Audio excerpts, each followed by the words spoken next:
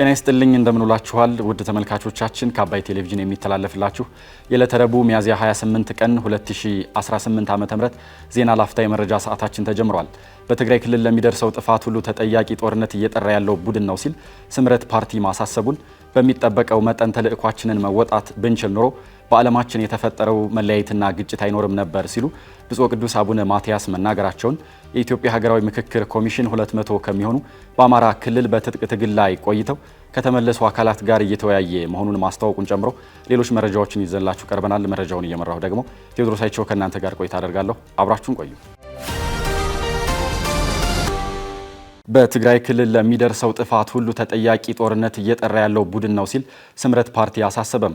በምርጫ ቦርድ የተሰረዘው የህወሓት ቡድን ከጦርነት በፊት የነበረውን ምክር ቤት መልሻለሁ በማለት ዶክተር ደብረጽዮን ገብረ ሚካኤልን የክልሉ ፕሬዝዳንት አድርጌ ሹሜያለሁ ማለቱን ተከትሎ የተለያዩ አካላት የሚሰነዝሩት ጠንከር ያለ ትችት እንደቀጠለ ነው።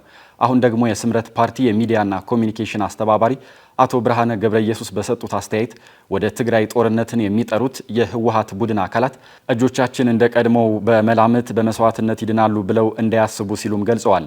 አቶ ብርሃነ በትግራይ ለሚደርሰው ጥፋት ሁሉ ተጠያቂ እነዚህ እጆች ቁጥር አንድ ናቸው በማለትም አሳስበዋል።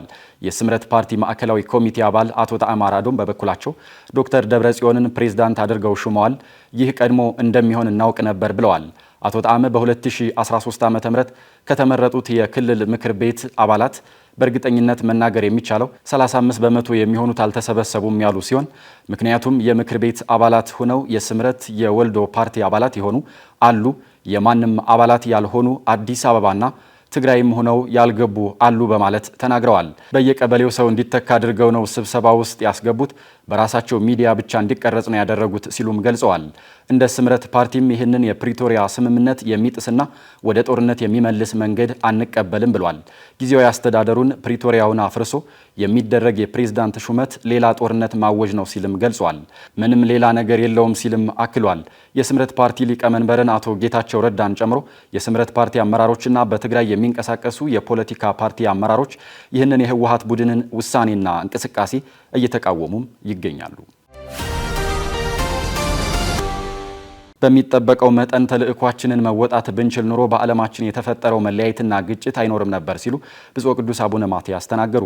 እኛ የክርስቶስ መልእክተኞች እንደ ቃሉ ራሳችንን ክደን በሚጠበቀው መጠን ተልዕኳችንን መወጣት ብንችል ኑሮ አሁን በዓለማችን የተፈጠረው መለያየትና ግጭት አይኖርም ነበር ሲሉ የኢትዮጵያ ኦርቶዶክስ ተዋሕዶ ቤተክርስቲያን ፓትርያርክ ብፁዕ ቅዱስ አቡነ ማትያስ ተናግረዋል።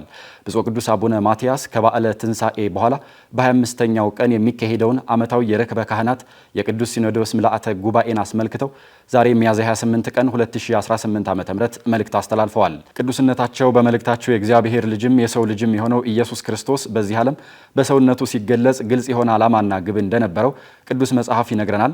እሱም በሰማይም በምድርም ያሉትን በሙሉ ማስታረቅና ማገናኘት ነው ብለዋል። የመጀመሪያዎቹ ሰዎች በፈጸሙት ስህተት መነሻነት ምድርና ምድራውያን ለከባድ ቅጣትና መርገም የዳረገው ይህ መለያየት ለሰማያውያኑ ተርፏል ያሉት ብፁዕ አቡነ ማትያስ መለያየቱ በእግዚአብሔርና በሰው በመላእክትና በሰው በሰውና በሰው በነፍስና በስጋ ጭምር የጥል ግድግዳን ገንብቶ እስከ ክርስቶስ ዕለተ ስቅለት መዝለቁን በቅዱስ መጽሐፍ የምናውቀው ነው በማለት ተናግረዋል። ለመለያየት ምክንያት የሆነችውን ኃጢአት ክርስቶስ በሰውነቱ በመቅጣት የሕግን ትእዛዝ ከፈጸመ በኋላ የእርቁን ተግባር በወሳኝ መልኩ አከናውኖታል ያሉት ቅዱስነታቸው እኛ የክርስቶስ መልእክተኞች እንደ ቃሉ ራሳችንን ክደን በሚጠበቀው መጠን ተልኳችንን መወጣት ብንችል ኖሮ አሁን በዓለማችን የተፈጠረው መለያየትና ግጭት አይኖርም ነበር ብለዋል። የሕዝቡን ፍላጎትና የልብ ትርታ በሚገባ አዳምጡ። ሕዝቡ የሚፈልገው በአንድነትና በእኩልነት መኖር፣ በሰላም ወጥቶ መግባት፣ ፍትህና ርትዕን ማስፈን፣ ለኑሮው የሚበቃው ምጣኔ ሀብትን ማግኘት፣ የእምነት ነፃነትና እኩልነት መረጋገጥ እና የመሳሰሉት ናቸው። ሕዝቡ እነዚህ ከተሟሉለት ተደመጠ ማለት ነው። ከተደመጠ ደግሞ እሱም በበኩሉ ያደምጣል ይከተላልም። ስለሆነም ለሁሉም ልጆቻችንና ወገኖቻችን የምናስተላልፈው ወቅታዊ ጥሪ ሁሉንም ችግሮቻችን በሰላምና በሰላም ብቻ ለመፍታት ተባበሩ የሚል ነው። ብፁዕ ቅዱስ አቡነ ማትያስ አክለውም ችግሩ ሙሉ በሙሉ ማስቀረት ባንችልም በእጅጉ መቀነስና አቅሙን ማዳከም እንችል ነበር። ነገር ግን ተልእኳችንን በአግባቡ አለመወጣት አንድ ነገር ሆኖ ሳለ የዓለሙ መሳሪያ ሆነን መገኘታችን ደግሞ ተጨማሪ ችግር ሆኖ ይስተዋላል ሲሉም ገልጸዋል። ይሁንና አሁንም ህዝቡን ወደ አንድነት፣ ወደ ፍቅር፣ ወደ ሰላም፣ ወደ ዘላቂ የጋራ ጥቅምና ወደ ፈሪሃ እግዚአብሔር ማምጣት የጉባኤያችን አብይ ተግባር ሊሆን ይገባል በማለት ብፁዕነታቸው በመልእክታቸው አስተላልፈዋል። የኢትዮጵያ ሀገራዊ ምክክር ኮሚሽን 200 ከሚሆኑ በአማራ ክልል በትጥቅ ትግል ላይ ቆይተው ከተመለሱ አካላት ጋር እየተወያየ መሆኑን አስታወቀም። የኢትዮጵያ ሀገራዊ ምክክር ኮሚሽን በአማራ ክልል በትጥቅ ትግል ላይ ቆይተው ከተንቀሳቀሱ አካላት ጋር ውይይት እያካሄደ መሆኑን አስታውቋል። የውይይቱ መድረክ ላይ ተገኝተው ንግግር ያደረጉት የኮሚሽኑ ዋና ኮሚሽነር ፕሮፌሰር መስፍን አርያም ከዚህ በፊት በተደረገው ውይይት በአማራ ክልል ታጥቀው ሲንቀሳቀሱ የነበሩና ሰላምን መርጠው የተመለሱ አካላት 17 አጀንዳዎችን ሰንደው ለኮሚሽኑ ማስረከባቸውን አስታውሰዋል። ኮሚሽኑም የተነሱትን ጥያቄዎች ለሚመለከተው አካል ማቅረቡንም ተናግረዋል። ፕሮፌሰር መስፍን አርያ አክለውም ይህ መድረክ ከኮሚሽኑ ጋር ይበልጥ ተቀራርባችሁ ለሰላም የምትሰሩበት የቀሩ ታጣቂዎችንም ወደ ሰላም ለማምጣት የሚያስችል ምክረ ሀሳብ የምትሰነዝሩበት ይሆናል ሲሉም ዓላማውን አስረድተዋል። አክለውም ኮሚሽኑ በምክክሩ ሂደት በሌሎች አካባቢዎች ታጥቀው የሚንቀሳቀሱ አካላትን ለማካተት እያደረገ ያለውን ጥረት አጠናክሮ እንደሚቀጥልም ገልጸዋል።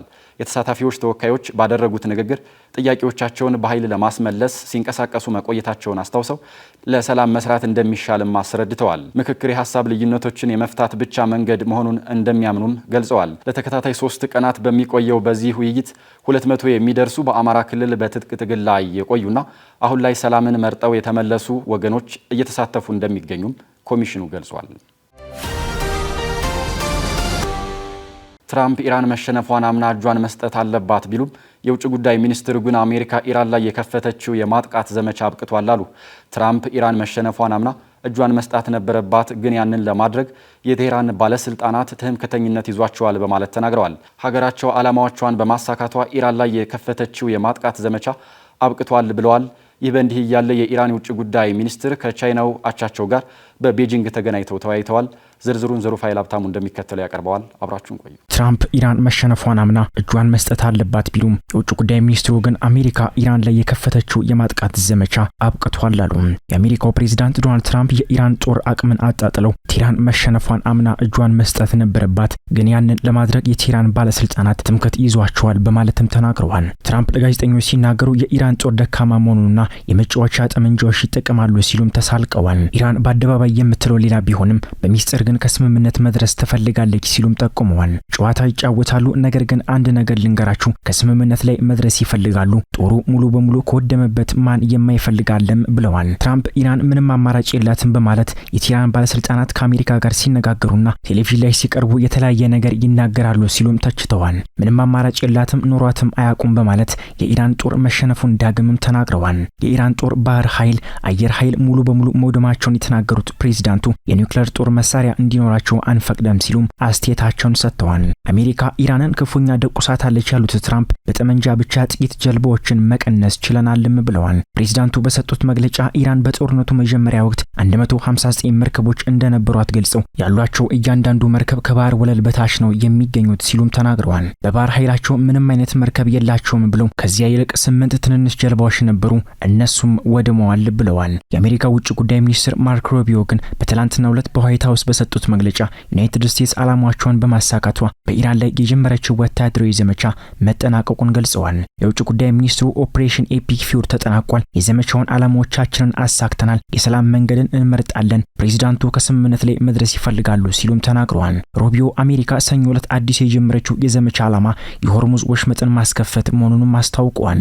የአነስተኛ መጠን ያለው ዘመቻ ከመጀመሪያው ወታደራዊ ዘመቻ የተለየ መሆኑን በመግለጽ አሜሪካ ካልተተኮሰባት በስተቀር ወታደራዊ ምላሽ ምላሽ እንደማሰጥም ተናግረዋል። ሩቢዮ አሁን ጊዜው ቴህራን የሁኔታውን እውነታ የምትቀበልበት ነው በማለት የአሜሪካ ልኡካን የሆኑት ስቲቭ ዊትኮፍና ጃሬድ ኩሽነር የዲፕሎማሲ መፍትሄ መፈለጋቸውን ይቀጥላሉም ብለዋል። አክለውም መፍትሄው ኢራን የሆነ ስፍራ የደበቀችውን የኒውክሌር ቁስ ይመለከታል ሲሉም ተናግረዋል። የድርድር ሂደቱ አካል የበለጸገው ዩራኒየም ብቻ ሳይሆን የሆነ ስፍራ የቀበሩትን ቆፍረው ማውጣት ከቻሉ ምን ሊፈጠር እንደሚችል ግልጽ ነውም ብለዋል። ሩቢዮ በሁለቱ ሀገራት መካከል እየተካሄደ ነው ስለሚባለው ውይይት ተጨማሪ መረጃ ከመስጠትም ተቆጥበዋል። ይህ በጣም ውስብስብ ነው፣ በጣም ቴክኒካዊ ነው። ነገር ግን እነሱ ለመደራደር ፈቃደኛ ስለሆኑባቸው ርዕሰ ጉዳዮችና እነዚያ ንግግሮች ጠቃሚ ለማድረግ በግንባር ቀደምትነት ሊያደርጉት ስለሚችሉት መጠን በጣም ግልጽ የሆነ ዲፕሎማሲያዊ መፍትሄ ሊኖር ይገባልም ብለዋል። ይህ በእንዲህ እንዳለ የአሜሪካ መከላከያ ሚኒስትርና የጦር ኃይሎች ጠቅላይ አዛዥ በጋራ በመሆን በሰጡት መግለጫ የሆርሙዝ ወሽመጥ ክፍት መሆኑን ተናግረዋል። የመከላከያ ሚኒስትሩ አሜሪካ ጦርነት አትፈልግም ያሉ ሲሆን ነገር ግን ኢራን የሆርሙዝ ወሽመጥን ዘግታ እንድትቀመጥ እንደማይፈቅዱም ጠቁመዋል። የጦር ኃይሎች ጠቅላይ አዛዡ በበኩላቸው ኢራን የተኩስ አቁም ስምምነት ከተጀመረ አንስቶ 10 ጊዜ ያህል የአሜሪካ ጦር ኃይል ላይ ጥቃት ፈጽማለች ሲሉም ከሰዋል። በሌላ በኩል የቻይናና የኢራን ውጭ ጉዳይ ሚኒስትሮች በቤጂንግ ተገናኝተውም ተወያይተዋል። የኢራን ውጭ ጉዳይ ሚኒስትር በሁለትዮሽ ጉዳዮች በቀጠናዊና ዓለም አቀፋዊ ጉዳዮች ላይ አትኩረው እንደሚወያዩም ተናግረዋል። ሁለቱ ሚኒስትሮች የኢራን ጦርነት ከተጀመረ ወዲህ 3 ጊዜ በስልክ የተወያዩ ሲሆን ቤጂንግ በተደጋጋሚ አስቸኳይ የተኩስ አቁም እንዲደረስና የሆርሙዝ ወሽመጥ ለንግድ መርከቦች ክፍት እንዲሆን ስትጠይቅም ቆይታለች። ከአባይ ቴሌቪዥን ሲተላለፍላችሁ የነበረው የዕለቱ የዜና ላፍታ የመረጃ ሰዓታችን ይህንን ይመስል ነበር። አብራችሁን ስለነበራችሁም ከልብ እናመሰግናለን። በያላችሁበት መልካም ቀን